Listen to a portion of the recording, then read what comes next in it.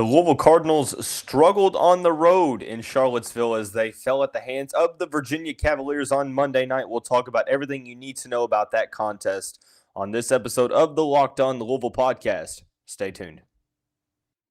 You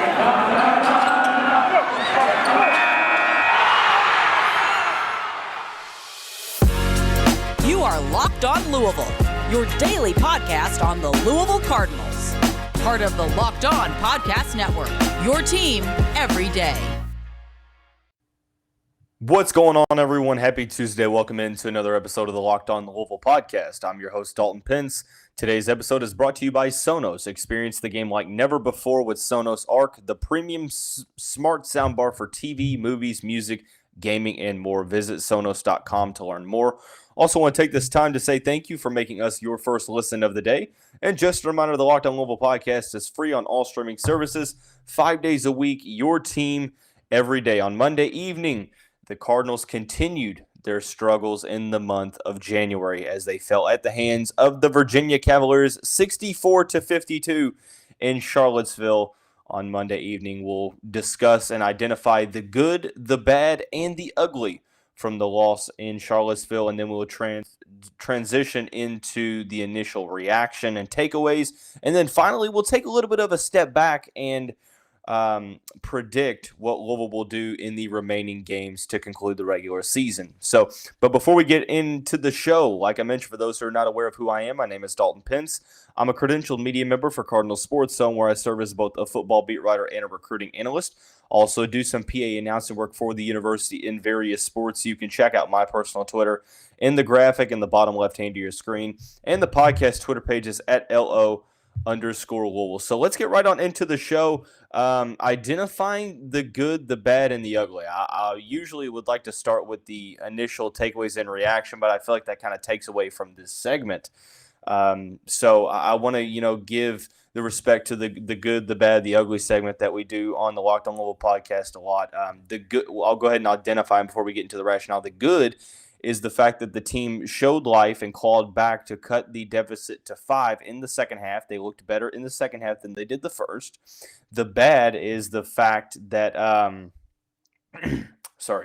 that they did not have one lead all game in this contest against Virginia. And the ugly kind of stems from that, and that's the fact of the very slow first half start in which the Cardinals were not able to come back from. So let's start out with the good. We mentioned that the team, started out kind of sluggish. They were down, I believe it was like 23-8 or 25-8 at one point in the first half. And it looked like it had all of the makings of, a blowout. It was 26-8 with 27-8 with 6:25 remaining in the first half. In the first 14 minutes of this game, Louisville had 8 points.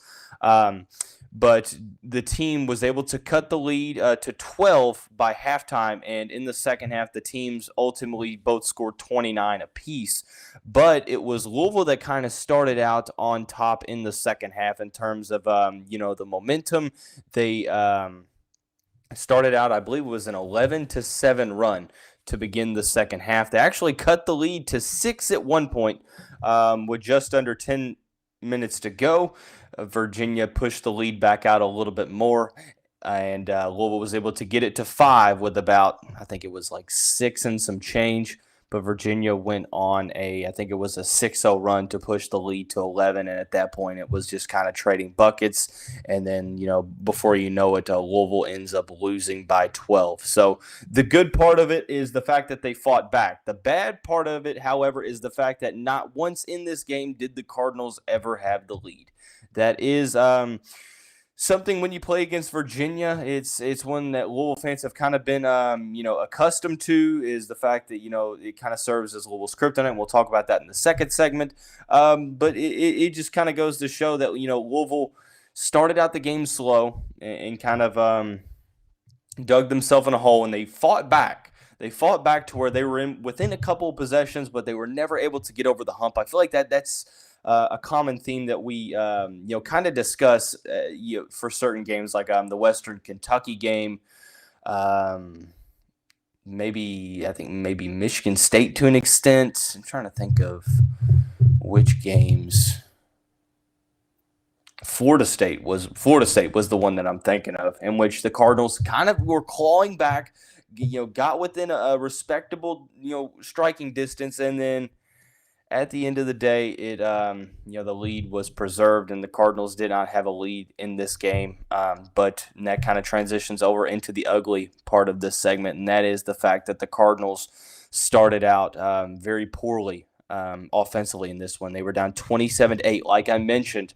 6 minutes to go in the first half. I mean, in the first 14 minutes, they only scored 8 points.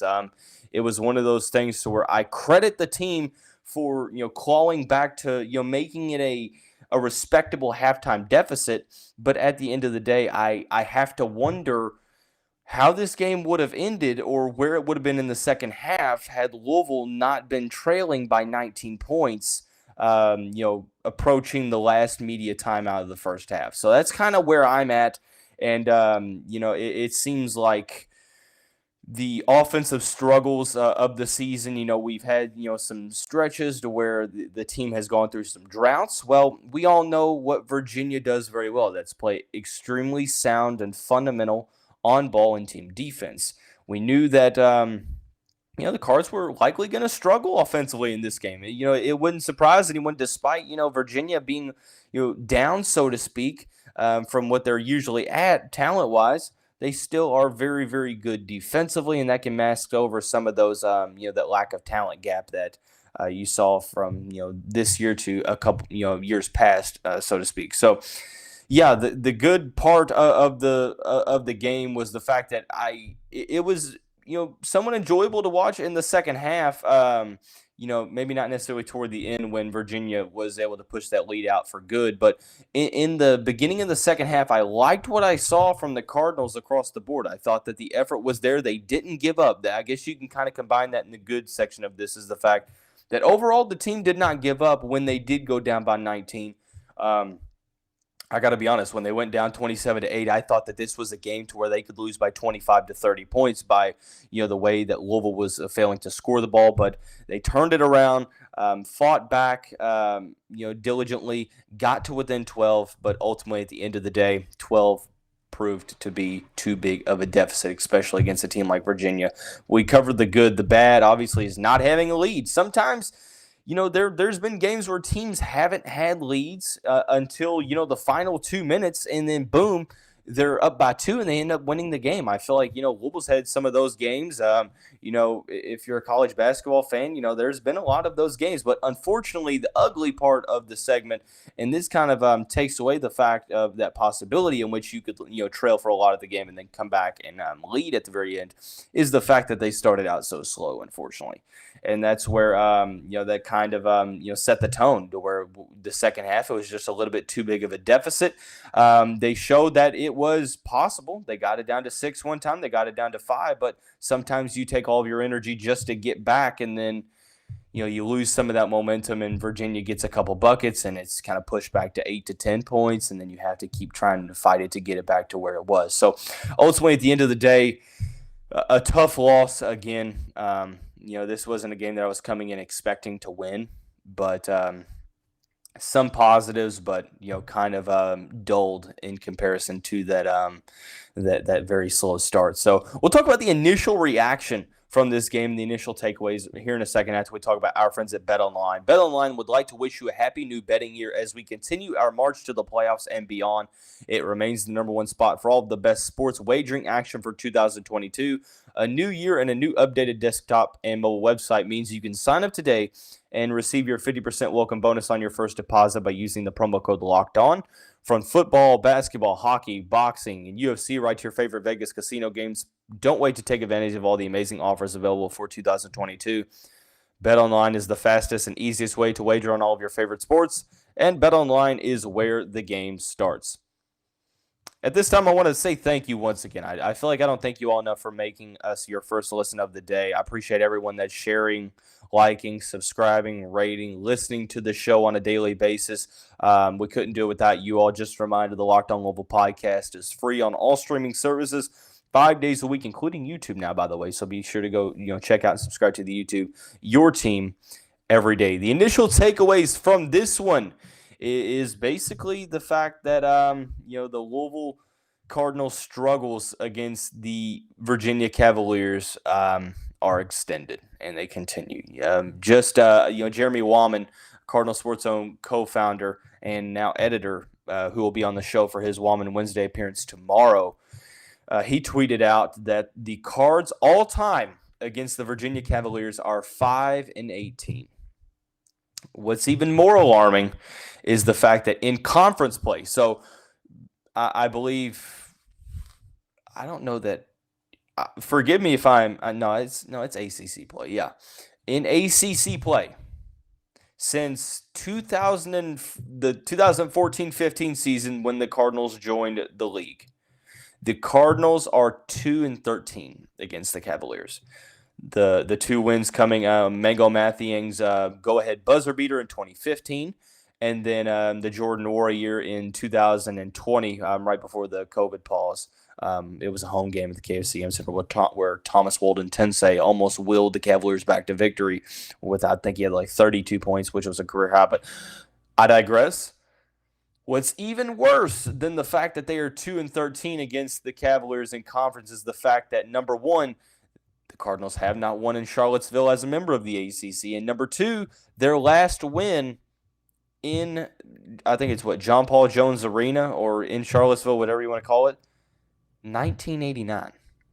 For reference, I was born in 1998, so I didn't even get to experience that or even anything like that. Obviously, that being almost a decade before I was born. But a lot of that is not necessarily getting the opportunity to play. I knew that they played a lot in the 80s. Unfortunately, you didn't get a lot of opportunity to play them, in the 90s and 2000s before you joined the ACC. But ultimately, this game in itself, the initial takeaways and reactions is the fact that I'm not necessarily all that surprised. And that's not a dig at this team. I will say that the offensive struggles of this team kind of made the preview of this game kind of a little clearer to me in what I thought was going to happen. But the harsh reality is that, we talked about Florida State being the Cardinals' kryptonite as of late, and they are, but that's kind of been, 2018 to present. The Cardinals' kryptonite since they've joined the ACC outright has been the Virginia Cavaliers. As I mentioned, in the last 15 games, or the only 15 games that they played in conference, the Cardinals have only won 2 of them. And why is that? Well, that's the fact that, Louisville has always kind of been known as a very gritty defensive team that, utilizes their defense to create good offense. They're good in transition. Sometimes their half-court offense struggles. That's what we saw in the into the Pitino era here at Louisville, and then kind of in the beginning of the Mack era up until, 2020. And that's the fact that, a defensive-minded team like Louisville meets a defensive-minded team like Virginia, and they're very, very scrappy games, low scoring, and ultimately it was the Cavaliers that came out on top more often than not, and pretty much almost all the time, except for 2 meetings. But now you throw this into the mix to where even Virginia is not really all that good this year. I mean, to be completely honest, they're 12-8 on the season, 6-4 in conference. They've gotten blown out to some teams this year. They're not necessarily all that deep. I mean, in this game alone, they only played seven guys off the bench, or 7 guys, 2 off the bench, and they kind of had to make ends meet with transfers and stuff like that. But ultimately, it was kind of a game that I expected. Not necessarily high scoring, 4-52. But I got to be honest, I didn't necessarily see, having, single-digit points, approaching the last media timeout. So I guess the overall, takeaway from this game is just the fact that, this result isn't all that surprising.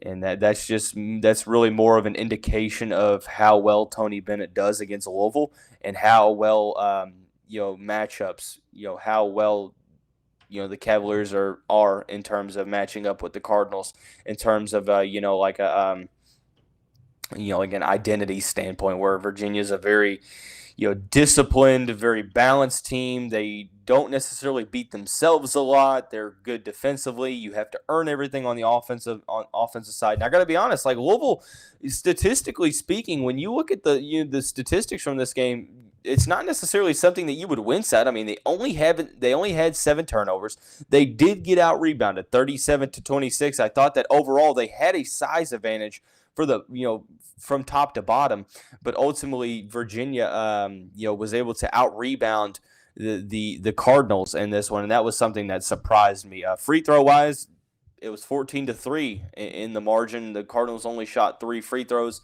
which there's been a couple games like that this season to where it's like, it kind of makes you wonder. I'm not going to blame the referees for this loss because the referees aren't going to help your team only score 8 points, approaching halftime. But ultimately, neither team really shot the ball all that great. Low 30s from behind the arc from both teams. Virginia did shoot the ball 47% from the field. Louisville 37.5. Jared West led the team in scoring with 14 points off the bench. Matt Cross, 11 points, but did so on 5 for 14 shooting. Malik Williams had 10 points.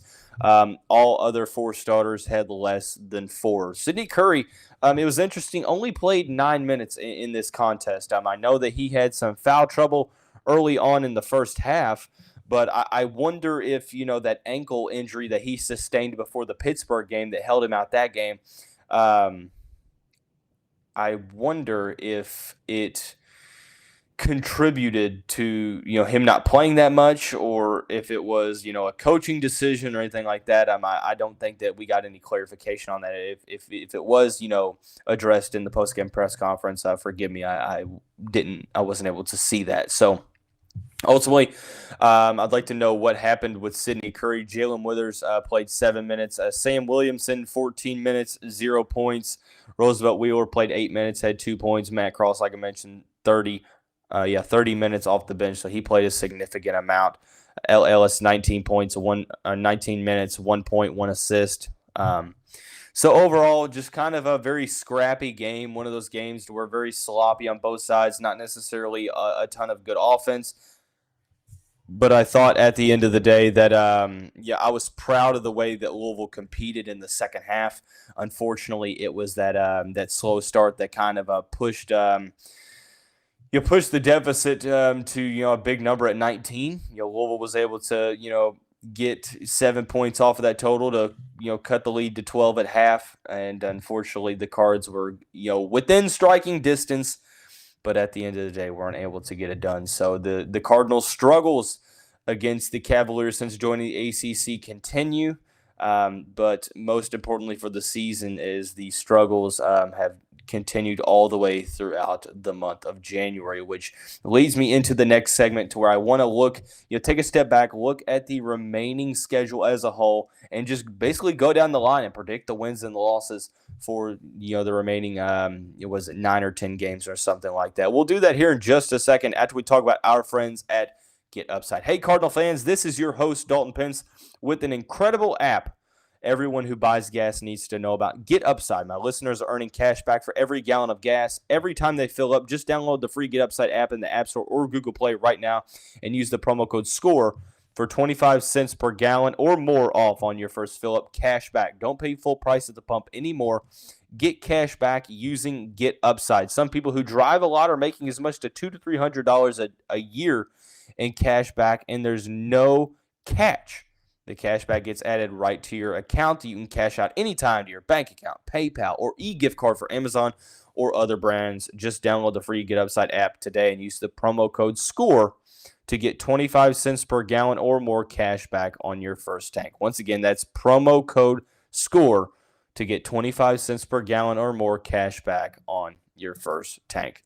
So, the final segment of the show today, taking a little bit of a step back, looking at things from an overall perspective in terms of the remaining schedule. I have to count these. Hold on. 1, 2.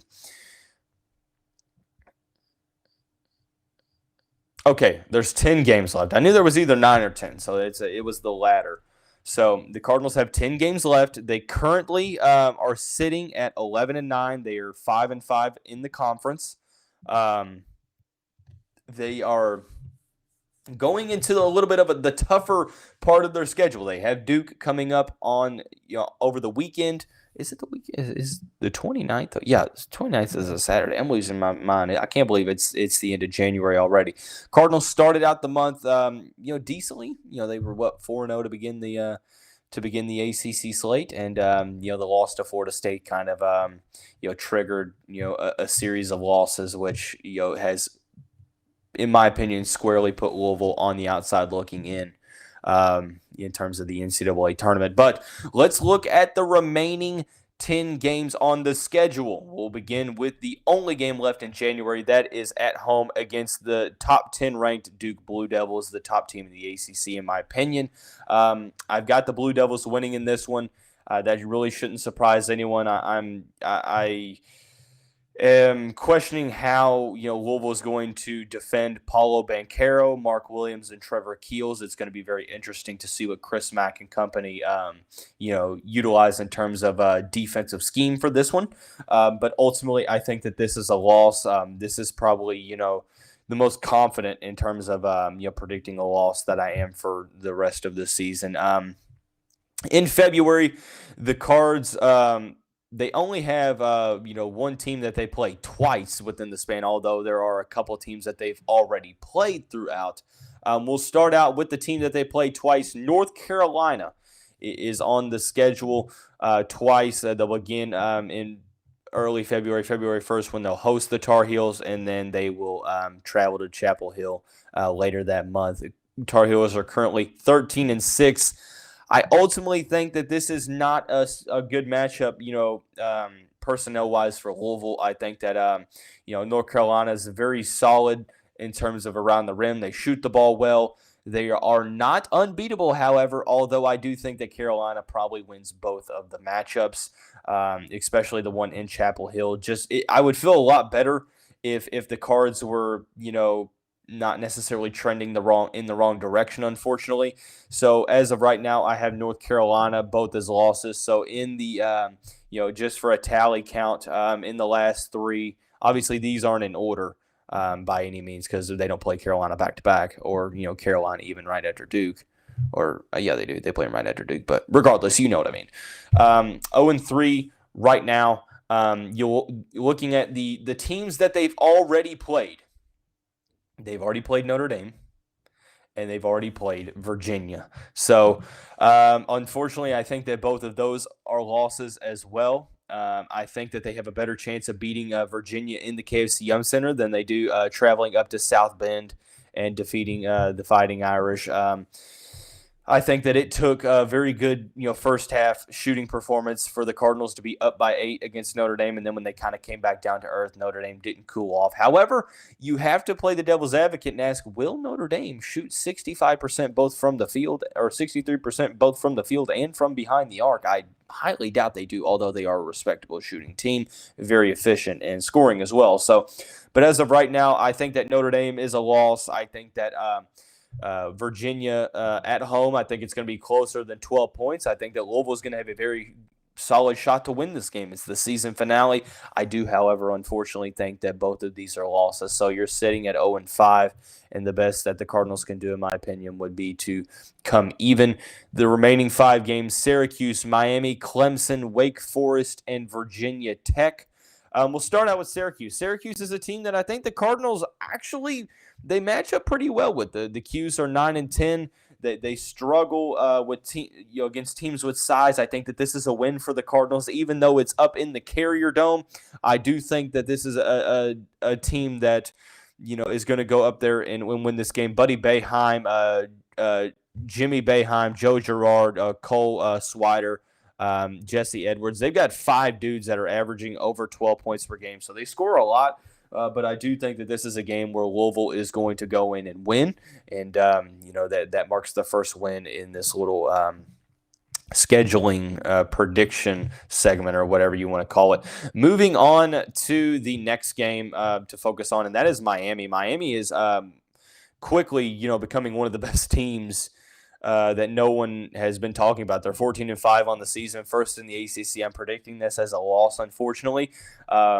Simply put, the Hurricanes are absolutely They are flying under the radar. I've been very impressed with Jim Laranaga's team.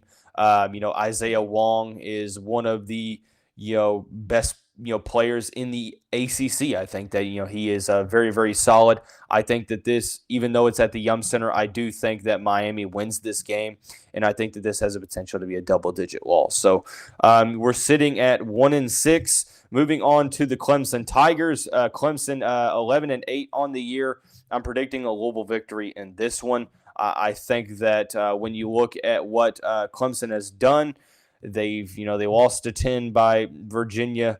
They've beaten NC State. They've lost to Notre Dame, Boston College, Syracuse, beating Pittsburgh. So it's not going to be a cakewalk, but this, in my opinion, should be a game that Louisville wins, even if it's not by much. A win is a win in my book. So we're sitting at 2-6 with 2 more games left to go. That's at Wake Forest. That's at Virginia Tech. If you remember, the Cardinals, when they played Wake Forest earlier in the year, they barely beat them, only by 4 points. Since then, Wake Forest is 5th in the conference. They've lost to Miami by 8. They lost to Duke by 12. They've beaten Virginia, Georgia Tech, North Carolina, Boston College. So this is a game where I'm predicting a Louisville loss as well. I think that, Virginia Tech is definitely Wake Forest is trending in the right direction. And at the end of the day, I'm going to give the nod to the Demon Deacons and Steve Forbes' team. But I do think that Louisville does defeat Virginia Tech. Virginia Tech 10-9 on the season. As much as we talked about Virginia being Louisville's kryptonite, Louisville is Virginia Tech's kryptonite. No matter how good they are, it always seems like Louisville defeats them. Chris Mack has had the Hokies number. I think that Louisville comes out victorious in this one. So overall, 3-7 is kind of where I have the predictions sitting at right now, barring a complete turnaround. If the Cardinals are able to turn this thing around, a couple of these games, in my opinion, become toss-ups. Granted, I think that there's been stretches to where they look decent against Boston College, they look solid against Notre Dame, they look decent against Virginia at certain stretches. But if they're able to turn this thing around, I think that the last game of the season against Virginia becomes, a closer toss-up. I think that there's a chance that they may be able to sneak one out in one of the games against Carolina. And, the Wake Forest game isn't necessarily a foregone conclusion. But right now I'm predicting 3-7. And that would overall put the season at 14-16, which obviously you would have to win the ACC tournament to get into the NCAA tournament. But I hope very much that I'm wrong, and they prove me wrong, and it's reciprocated, and it's 7. It's 7-3. Or it's 7-3 instead of 3-7. Like, I would love that. Unfortunately, just what I'm seeing right now, it just seems like this team is trending in the wrong direction. Obviously, they've in the last, let's see. They've lost 5 out of their last 6 games. The only win comes to a Boston College team that is not 500. So unfortunately it's tough. It's not what Louisville fans want to hear. I'm not obviously too thrilled to get on here and predict things like that. But regardless, we are going to stay on board with the ship and not stop cheering the team on. You may not necessarily be happy with some things regarding the program, but the true fans will at least cheer them on regardless. We will continue to preview games, analyze games, no matter if they go 10-0 or 0-10 in their next 10. We will treat this the same, and we will focus on each and every game, and we will give these players, we will give them the rightful coverage that they deserve.